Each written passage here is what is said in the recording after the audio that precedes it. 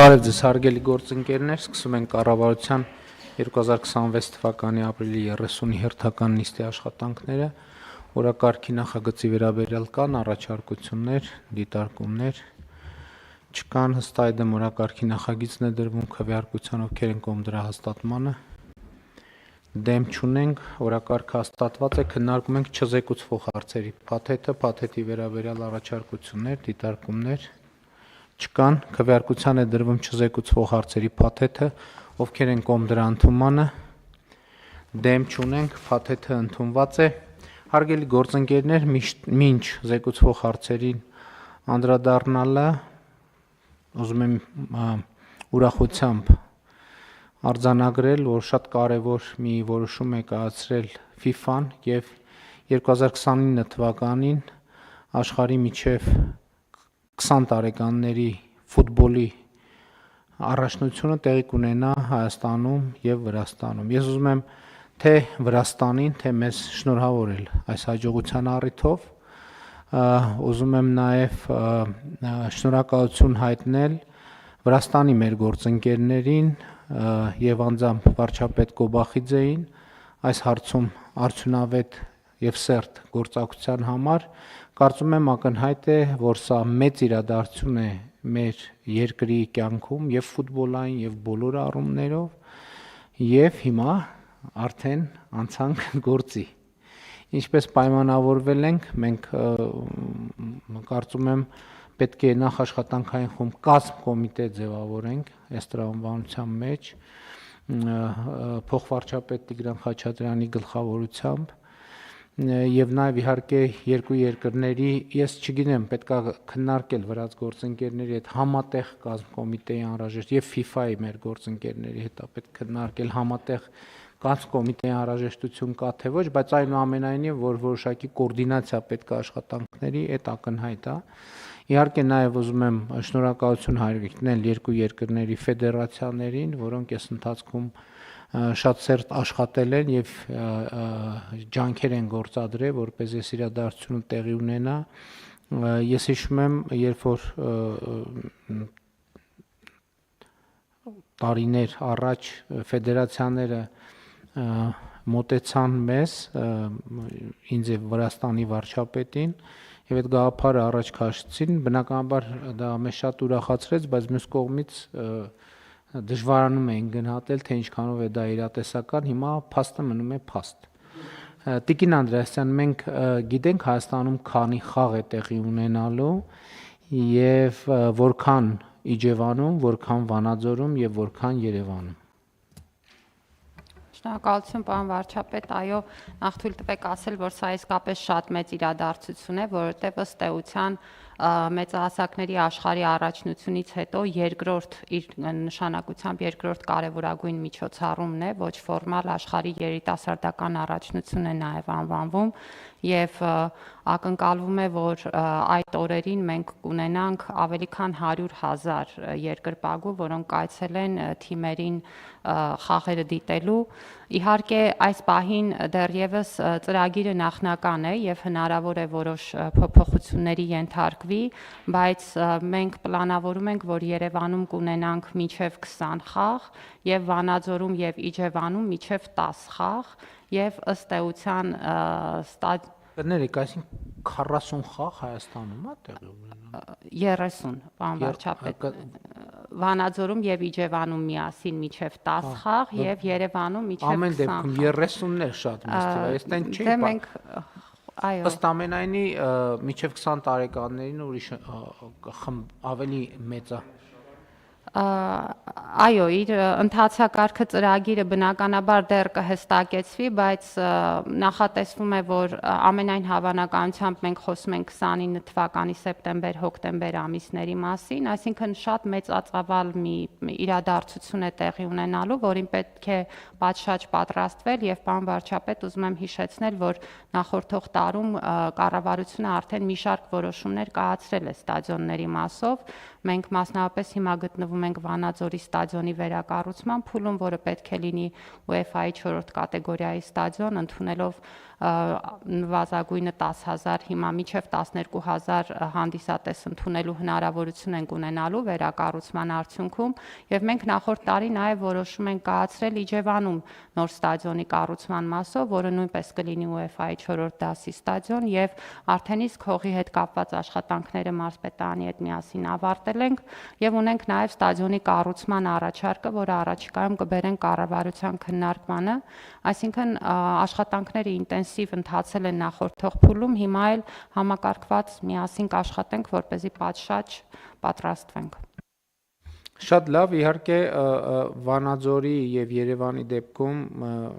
ինձ համար պարզ է մենք ինչպես ենք գործելու։ Ճիշտն ասած Իջևանի մասով որոշակի լարվածություն կար եւ կա, որովհետեւ այնտեղ 0-ից ստադիոն պիտի կառուցվի, բայց ես ուրախությամբ տեղեկացա, որ կան ընկերություններ, որոնք ոչ միայն պարտավորվում են, որ կարճ ժամանակում որոշակի նախագծով կկառուցեն ստադիոն, այլև իրենք արդեն այդպիսի փորձ ունեն, այսինքն այնպես չի, որ իրենք ասում են, այլ մենք գիտենք կոնկրետ տեղերում, որ իրենք կոնկրետ ժամկետներում իրականացրել են, եւ սա շատ լավ նորություն է, պարոն Խաչատրյան, մենք պետքա այս պահից սկսած որոշումներ կայացրենք, որովհետեւ այսինքն երկար-բարակ քննարկումների կարիք չունենք, մանավանդ որ երկար-բարակ քննարկումները արել ենք, որովհետև ամեն փուլի հետ մեզ ազդակները եկել են, որ ոնց որ թե դրական հունով են ընթանում process-ները եւ այլն, եւ այդ տրամաբանությամբ մենք կշարունակենք առաջ շարժվել, բայց հիմա այստեղ ի՞նչն է կարևոր։ Կառավարությունը, այո, պետք է պատրաստվի, պատրաստվում է եւ կպատրաստվի, բայց այստեղ մենակ կառավարության խնդիրը չի։ Մասնավոր հատվածը 100,000 զբոսաշրջիկ, հարգելի գործընկերներ, մենք վստահ չեմ, թե մենք երբևէ նույն ժամանակը 2 ամսում այդքան մեծ թիվ ենք ընդունել ենք եւ պետքա հյուրանոցային ոլորտի այն ներդրումները, որոնք ընթացքի մեջ են, մտածում են, պետքա իրանց քաջալերել։ Երկրորդը սննդի, հանրային սննդի ոլորտում կան էլի պետքա հասկանալ, որովհետև այդքան մարդիկ մտնեն, ասենք ենթադրենք Իջևան կարող է սնունդը վերջանան տեղի մի օրում, որովհետև այդքան առևտուր, այդքան երկրպագու եւ այլն, այսինքն պետքա տեղեր լինեն եւ սա նաեւ մեր քաղաքների, այդ թվում Վանաձորի ստադիոնի շրջակայքում աշխատանքներ ունենք անելու, որովհետև այնտեղ մոտեցող ճանապարհները բավականին նեղ են, շենքերի արանքով են եւ այլն, այսինքն բազմաթիվ հարցեր կան։ Ինձ թվում է, որ այս խնդրի հետ կապված, պարոն Խաչատրյան, նաեւ մեր տեղական մասշտաբի ներդրումային ֆորումի նման մի բան է պետք անել, նկատի ունեմ աշխատանքային մակարդակի, որպեսզի հասկանանք որտեղ ինչ ներդրումներ կան եւ շատ լավ լուրն այն է, որ մենք նաեւ վերջին այցերի ընթացքում, երբ որ մենք Բերդ խոշորացված համայնք գնացինք, նոյեմբերյան խոշորացված համայնք գնացինք, այդտեղ նաև մենք պետքա ինչ որ քննարկում ենք զբոսաշրջային հոսքերի համար, ես համոզված եմ բոլոր այդ մարդիկ, ով եթե մենք զբոսաշրջային հոսքերը ճիշտ ուղղորդենք, նրանք էլի կվերադառնան հաստատ եւ հաստատ ուրիշներին էլ խորհուրդ կտան, որ գնացեք անպայման Հայաստանը տեսեք։ Նկատի ունեմ իրադարձությունը, բուն իրադարձությունը ֆուտբոլային է, բայց այստեղ հարակից շատ մեծ էֆեկտների սպասում մենք պետք է ունենանք եւ պետք է ամեն ինչ անենք, որ ենթակառուցվածքը համապատասխան լինի, որպեսզի մաքսիմալ մեր տնտեսությունը, մեր հանրությունը, մեր բիզնեսը օգուտ ստանա։ Համեցեք, Տիկին Անդրեաս։ Շնորհակալություն, պարոն վարչապետ, այստեղ դուք շատ ճիշտ եք, մեծ ծավալի աշխատանք կա թե մասնավորի կողմից, թե մեր կողմից, պետք է ասեմ, որ այս որոշումից հետո մենք ակնկալում ենք, որ առաջիկայում այց կլինի Հայաստան եւ մենք նաեւ կստանանք առաջիկա անելիքների ճանապարհային քարտեզ FIFA-ի մեր գործընկերներից ու այստեղ կարևոր է լինելու նաև մեր տարբեր գերատեսչությունների ներգրավվածությունը, որովհետև մենք խոսում ենք ոչ միայն զբոսաշրջիկների մասին, մենք խոսում ենք նաև շատ մեծ ծավալի անձնակազմի ժամանակավոր Հայաստանում գործունեություն ծավալելու մասին առաջնության կազմակերպման ընթացքում, որը նախատեսում է հատուկ ընթացակարգեր, կարգավորումներ եւ այստեղ կարիք է լինելու մեր տարբեր գերատեսչությունների ներգրավվածությունը, նաև լրացուցիչ այդ թվում գուցե օրենսդրական որոշ կարգավորումների կարիք ունենանք, բայց վստահաբար այդ աշխատանքը միասին պլանավորված կարող ենք իրականացնել եւ կուզեմ նաև ընդգծել, որ ինչ վերաբերում է ենթակառուցվածքներին, դուք նշեցիք ճանապարհների հարցը, ստադիոններին մոտեցող մնացած անհրաժեշտ ենթակառուցվածքների հարցը, մենք քանի որ աշխատում ենք փորձառու միջազգային կազմակերպությունների հետ, նույն Վանաձորի օրինակով կարող եմ ձեզ ասել, որ հիմա նախագծման process-ում այդ բոլոր հարցերը արդեն դրված են, այսինքն որոնք պիտի լինեն ճանապարհները, որ ուղղություններով, հաշվի առնելով միջազգային ստանդարտները եւ բոլոր այն կարգավորումները, որոնք պետք է ապահովել մարդկային նման հոսքի առկայության պարագայում, եւ սա զուգահեռ նախագծմանը արդեն մենք թե մարզպետի հետ ենք նաև քննարկումներ ունեցել եւ կարծում եմ, որ համապատասխան լուծումները օրինակ Վանաձորի դեպքում արդեն գծագրված են, Իջևանի պարագայում էլ արդեն կան առաջարկները։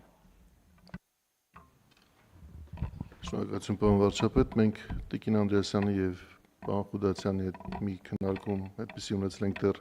ձեր նախորդ հանձնարարականի կապակցությամբ, ճիշտ է, մենք դեռևս աշխատանքային խումբը ֆորմալ ձևավորելու վերաբերյալ ձեզ որոշման առաջարկ չենք ներկայացրել, բայց սպասում ենք այս որոշմանը, որ ֆորմալացնենք։ Տիկին Անդրեասյանի հետ խոսում ենք վերջին օրերին,